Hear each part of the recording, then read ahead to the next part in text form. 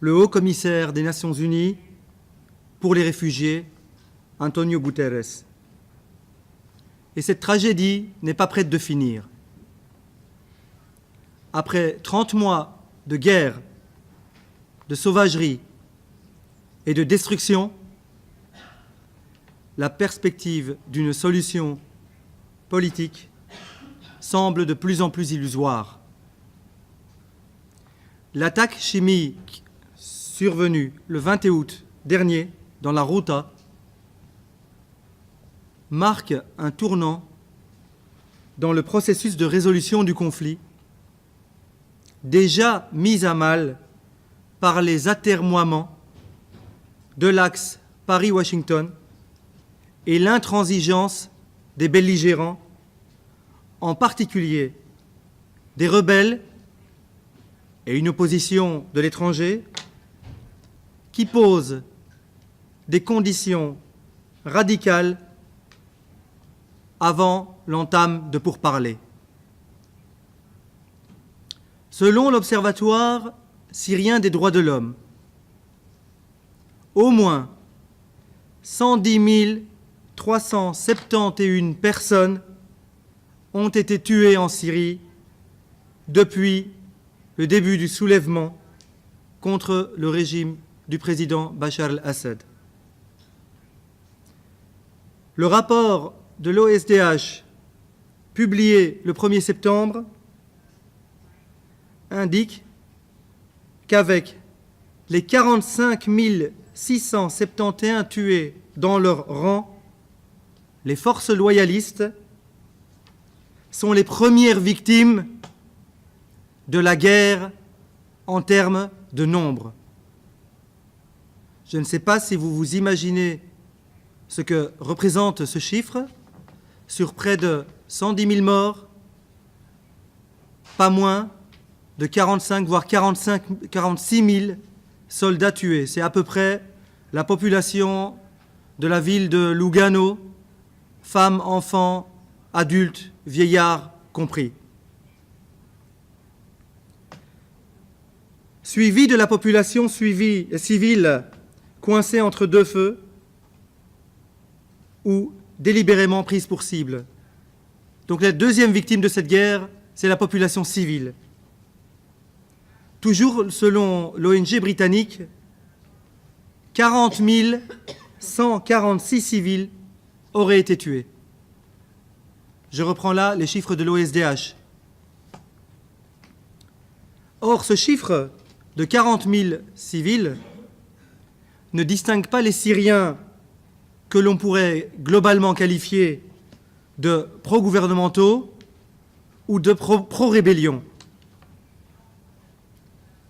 Le nombre de civils, femmes et enfants inclus, que l'on peut situer dans le camp des pro-Assad, des anti-rebelles ou des neutres, est sans doute extrêmement élevé, surtout si l'on tient compte des tueries de masse commises ces dernières semaines par les groupes terroristes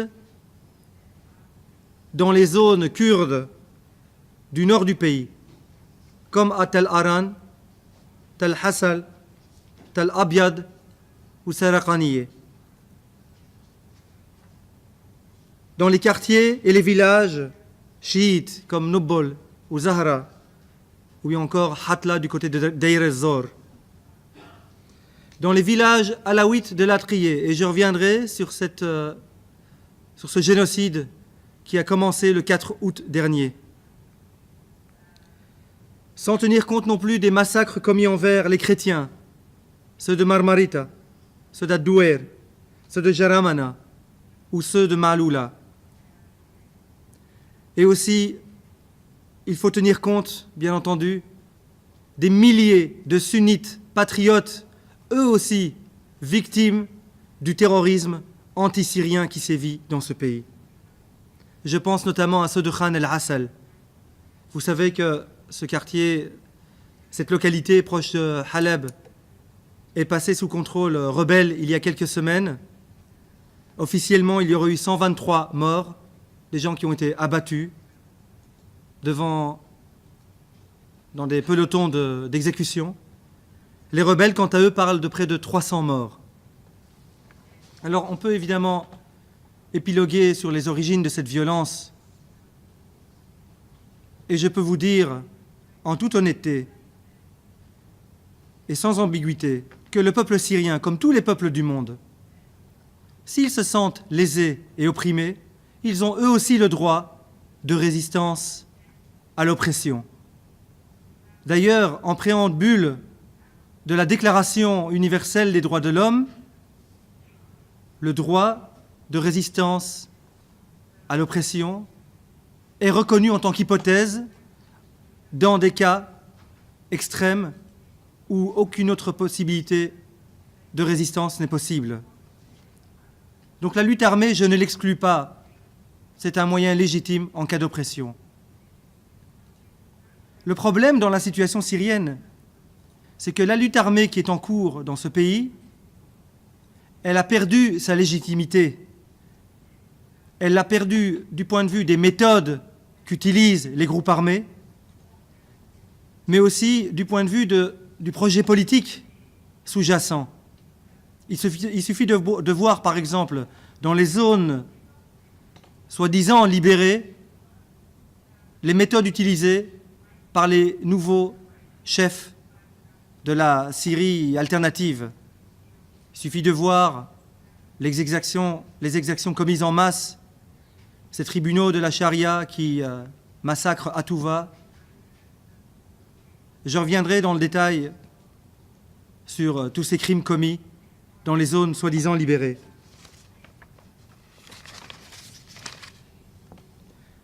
Donc j'insiste sur ce point. En Syrie, nous n'avons pas affaire à une révolte armée sympathique, comme celle des zapatistes, ou des Tupamaros, ou des sandinistes. Nous avons affaire à une rébellion qui, chaque jour, toutes tendances confondues, se livre à des actes de sauvagerie inouïs.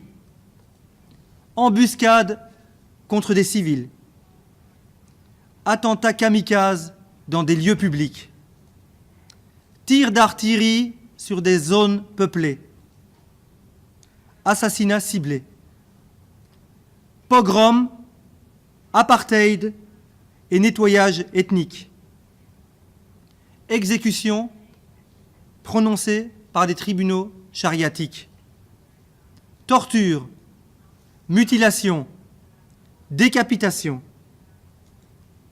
assassinat de journalistes, viol et humiliation, esclavage sexuel, exécution de masse,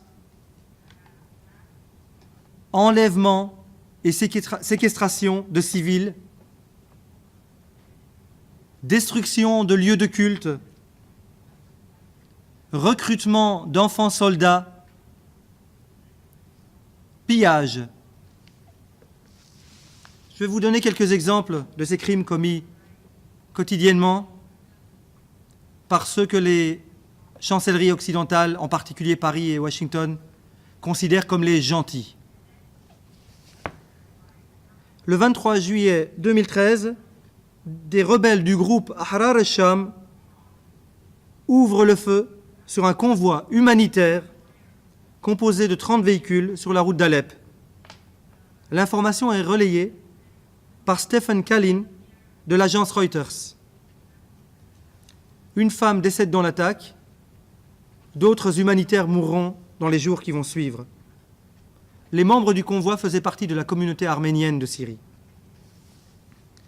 Le 22 août dernier à Alep, il y a quelques jours à peine, un terroriste a actionné sa ceinture d'explosifs dans le restaurant de Capogrillo, situé dans la cité sportive d'Al-Basel, du quartier de Mogambo à Alep, faisant 8 morts et plus de 20 blessés. Un responsable sécuritaire a indiqué que le terroriste dénommé Khaled Ali El-Shebli aurait actionné sa ceinture au moment où l'élève, Maria Rabi', organisait une fête pour avoir réussi son baccalauréat.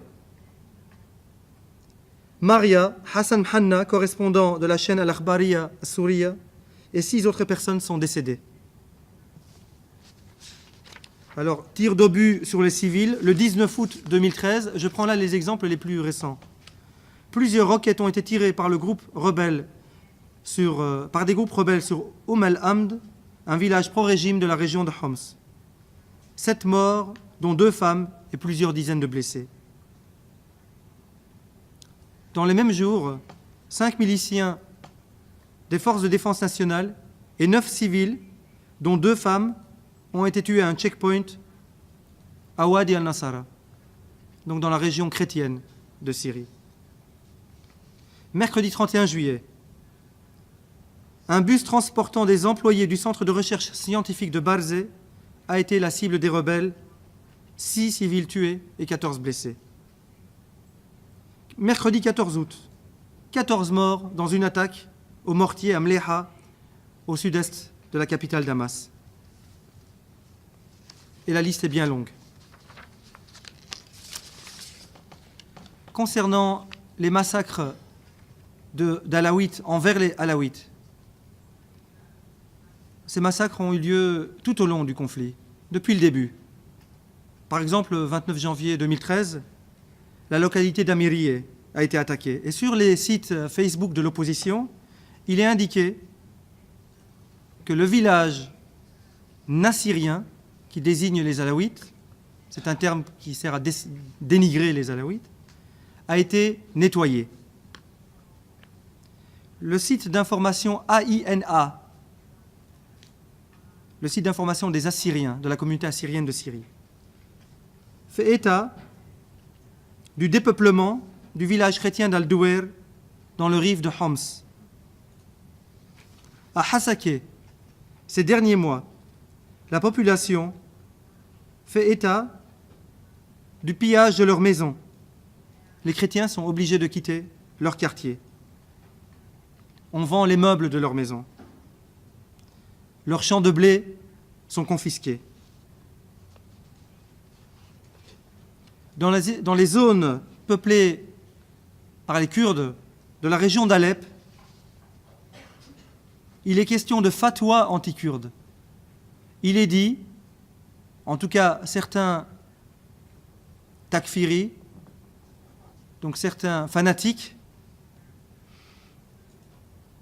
ont fait des appels à partir des minarets décrétant que tous les biens appartenant à les Kurdes étaient halal. Et puis il y a eu ce massacre de Hatla, du côté de Deir ez-Zor. Hatla est un village perdu dans le nord-est syrien. Ce village n'existe plus. Tous les habitants ont été massacrés. Et ce n'est pas une invention. Les assaillants, les terroristes qui ont commis ce massacre, l'ont revendiqué fièrement, en disant, par exemple, « Montrez-moi ces chiens de chiites, que je les filme. »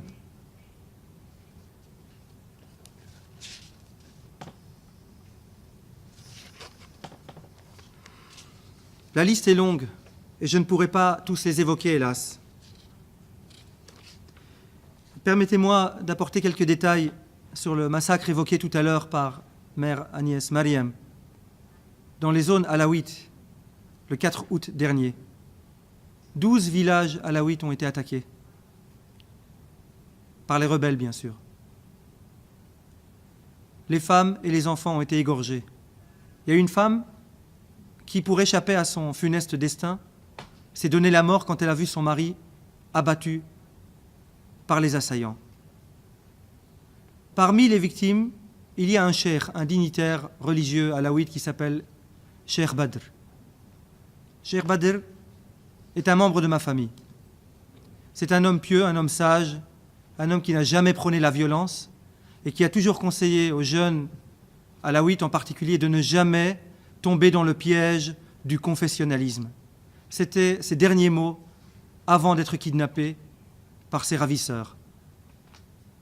Ces ravisseurs ont constitué un tribunal, sorte de tribunal d'inquisition takfiri. Et ils lui ont dit, mais que représente l'imam Ali chez vous? Et pourquoi vous le vénérez? Et pourquoi vous êtes ainsi? Vous savez que vous, les Alaouites, vous ne méritez pas de vivre. Vous êtes des mécréants. Si je te tue, si on te tue, nous irons au paradis. Cet homme a été torturé à mort et finalement a été exécuté le 22 août dernier. Avec le Cheikh Badr, il y a eu des dizaines de femmes et d'enfants qui ont été violés et massacrés. Régulièrement, les forces de secours, les unités de secours syriennes retrouvent dans les montagnes de l'Atrier des fosses communes.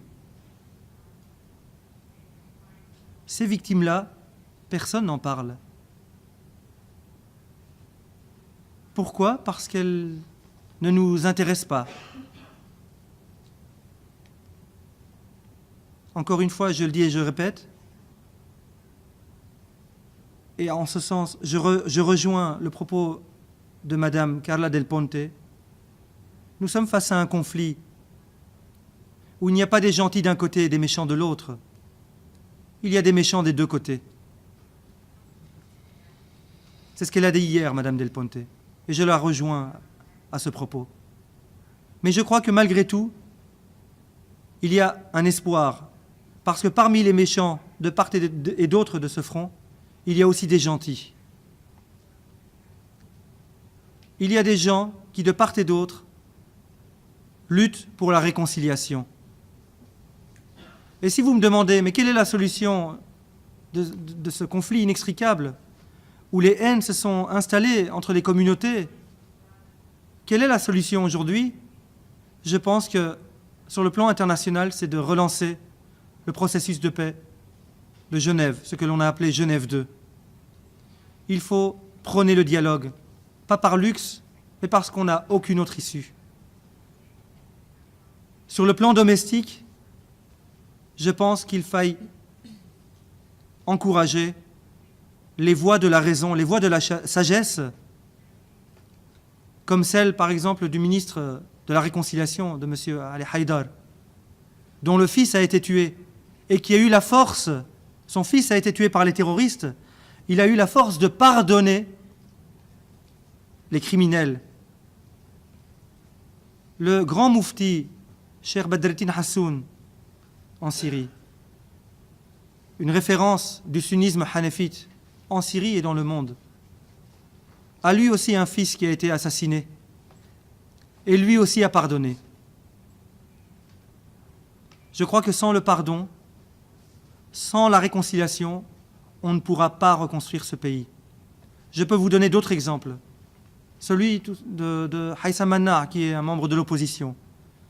Plusieurs personnes de sa famille ont été tuées par les forces de sécurité. Malgré tout, M. Mannar prône le dialogue avec le gouvernement syrien. Je pense ainsi qu'il y a des gentils de part et d'autre, et que si on leur donnait un peu plus de visibilité, je crois qu'on pourrait trouver le chemin de la paix en Syrie. Merci.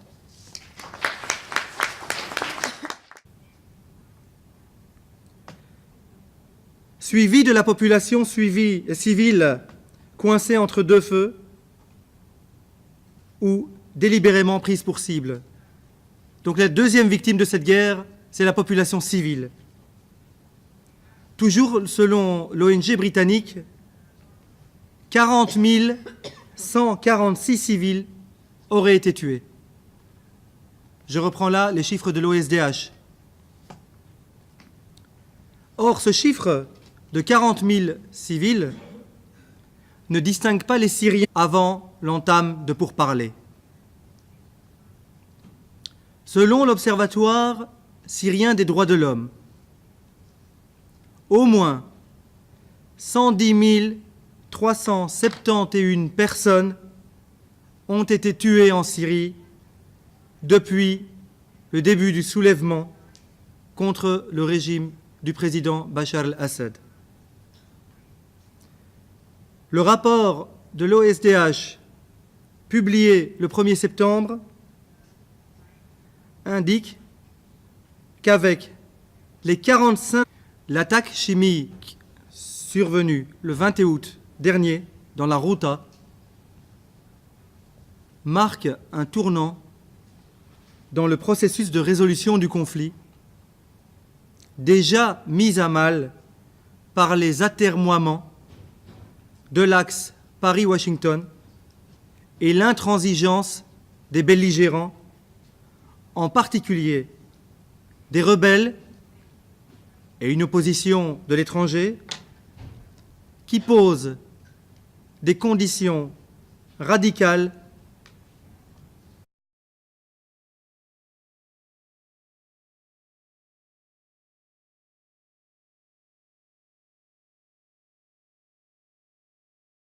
le haut-commissaire des Nations Unies pour les réfugiés, Antonio Guterres. Et cette tragédie n'est pas prête de finir.